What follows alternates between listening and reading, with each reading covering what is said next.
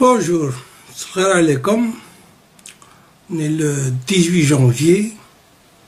حبيت نهضر لكم على الغاز دو شيست. الغاز الصخري خاطر في هذا الوقت راهم يهضروا عليه بزاف في الجزائر اي سا سو كومبرون.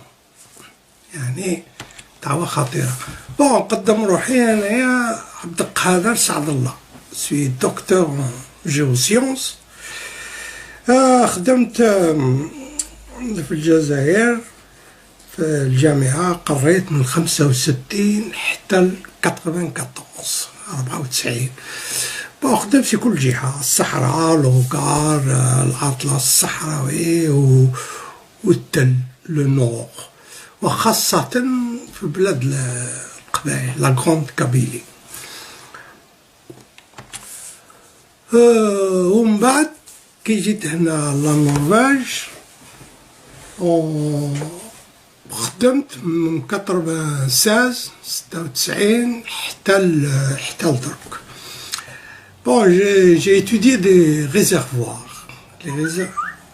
Les réservoirs يعني مخزن الحجرة اللي يكون فيها البترول ولا الغاز يسموها en français réservoir. Bon, j'ai étudié des réservoirs في la Norvège, في الدنمارك، في انجلترا، الايطالي، قطر، العراق، العراق، اليمن، العربية السعودية، كازاخستان، والفيتنام، وترينيداد توباغو. بون درت دراسات، كونت شاركتي في 1999. درت دراسات للشركات كيما بي بي، كونوكو فيليبس، ميرسك، نورسك هيدرو، بي جي اس، بيرترا، سعودي ارامكو، شال، ستاتول، تاليسمان، دينو، ارال، شيفرون، غازبرون، برام اي كاوسي كويت. صح الله غالب ما درتش سوناداك، راح تفهموا علاش. ريزرفوار، لي ريزرفوار سي الحجرة اللي يكون فيها البترول، خزان.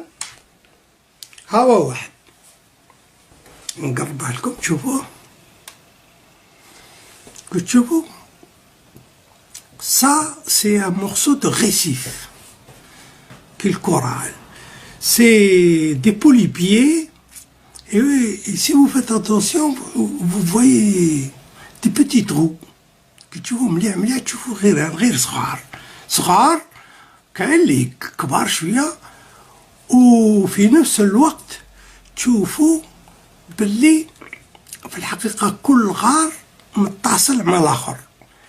هادي en français يقولوا لها لا بوروزيتي ولا بيرميابيليتي. لا بوروزيتي سي الفراغ اللي في الحجرة، وهذا الفراغ يكون معمر بالبترول ولا بالغاز وبالماء، ولا كاين شي خطرات في ثلاثة هذا.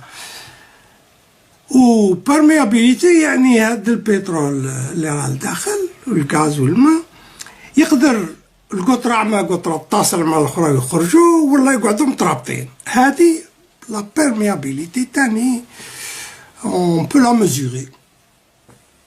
هاهي نوع آخر تاع هذا. هاديك تشوفو كي نحكها هكا يوليك اللي لاكري هكذاك.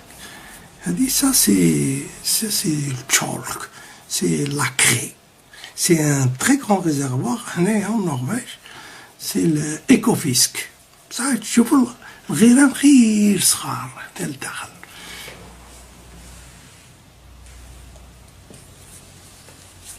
كل شغل ها واحد النوع، كل شغل تقول الخبز مثلا كلمة طلوع، شوف الغيران هادو اللي فيه هما اللي يكونوا معمرين. هادو سا سي دي بون ريزرفوار كلاسيك. وكاين لي شيست، ها هو واحد تشوفو كي مصير، ها سي كوم د لاردواز. غير الاخر كان كل مطلوع معمر قابي، وهذا كيزرع ولا كيخبزو في الفطير. كي تجي تشوف ما تبان حتى ثقبة اللي تتعمر بالغاز ولا بالبترول. باش بصح كيما هادي باش تشوفوها كي هاك بالعين ما تبانش، بصح كي نحكمو آلة كالميكروسكوب نلقو بلي هنايا كاين بصح تلقاها قد راس اليبرة. شوفوا هاد اليبرة ماشي هاد الراس الأحمر، الراس الآخر قدها، يعني غير صغيرة. باش تخرج الغاز والبترول والماء اللي يكون فيه هادي خصك لازم مهراس، خصك ترحيها عادة تقدر تخرج منها هذيك القطرة تاع الغاز. بصح كي تكون في قاع البير خاطر يديروا الفوراج هابطين حتى كيما بالنسبة لمجهة عين صالح بتدو 3 كيلومتر دو بروفوندور.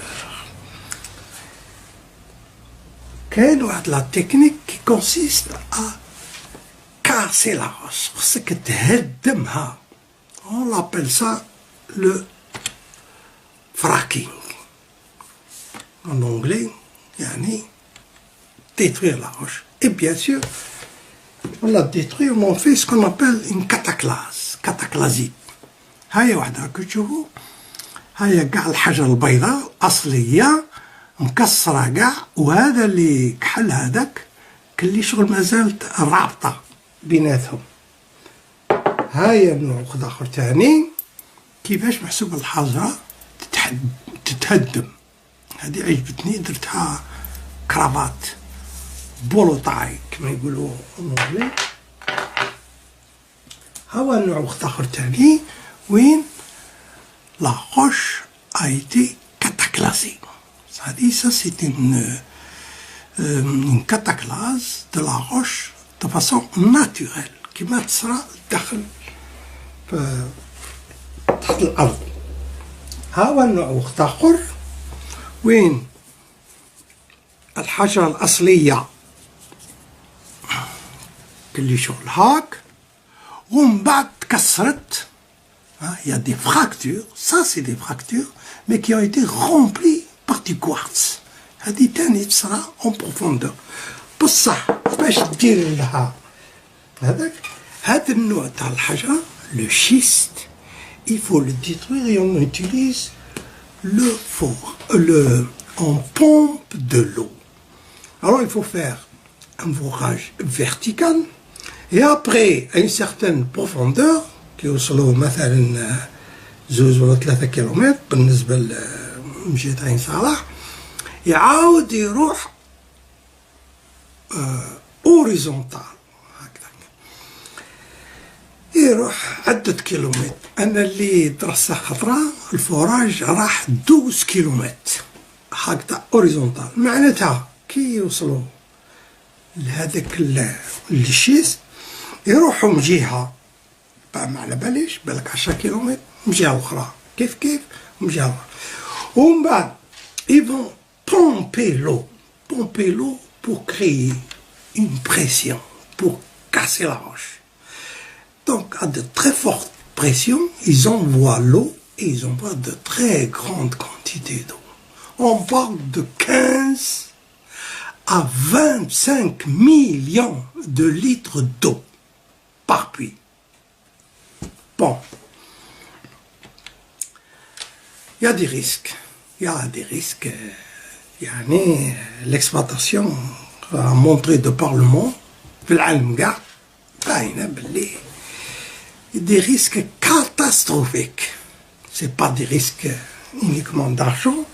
حنا بالنسبة لينا les risques c'est la pollution تاع الماء. الماء اللي راه في الكونتينونتال انتركالاري تيرمينال، سكون ابل ان ابال بيان لي ريزيرف دو. هذا الماء اللي جاي الفوق. يقول لك لي فراكتور ما يطلعوش حتى ملي شيست اللي راهم في بالي في السيلينيان ولا في الديفونيان ما يطلعوش فوق. هذه غلطة كبيرة، لخاطر كي هذاك لي فراكتور كي يدخلوا الداخل في الشيست، le réseau de fractures qui va se créer le en fin de compte dans ces cataclasses, ce réseau de cataclasses, il va arriver jusqu'au toit, le toit des schistes.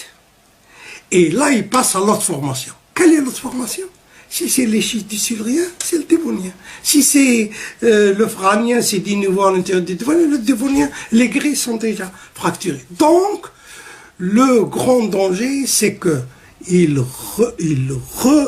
rejoint un réseau de fractures qui existe déjà. Et c'est ça qui fait que les produits, parce qu'on injecte de l'eau avec des produits chimiques, avec du sable, etc., et ça va contaminer les nappes de l'albien qui servent de réservoir potable pour toute la population du Sahara. Alors les accidents, bien sûr, il y en a eu. Il y en a eu en Algérie, on en connaît, bon, mais يهضروش عليهم بزاف. Donc, تسمع برك منها ملي واش. Il y a eu un accident très grave à Ouargla. واحد c'est Rourde, هذاك الحوض, le bassin, le gisement de Rourde el-Bagel qui a été détruit. C'était le deuxième gisement d'Algérie. بالك قد حسي مسعود, بالك قد حسي ربل. Non, je ne connais pas les détails parce que les informations de son attaque, باش يمدهم ليا قال لك عبد القادر يحضر بزاف ويكتب بزاف, دونك ما توروا له والو. بون نسمع هاك وهاك برك.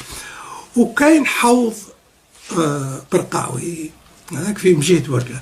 هذا سي هذا غادي نوريها لكم باسكو درك راه يبان ساتيليت. غادي نوريها لكم بالعقل برك. راكم تشوفوها, روحوا الارث جوجل, روحوا لسعير, قربوا نروحوا. هاي تزال هنا الفوق, بون نحو قحدو خضر.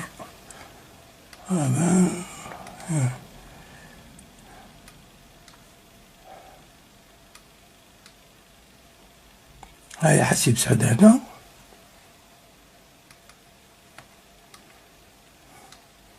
ورقلة, وهنا هاي كي تقرب نزيدو نقربو.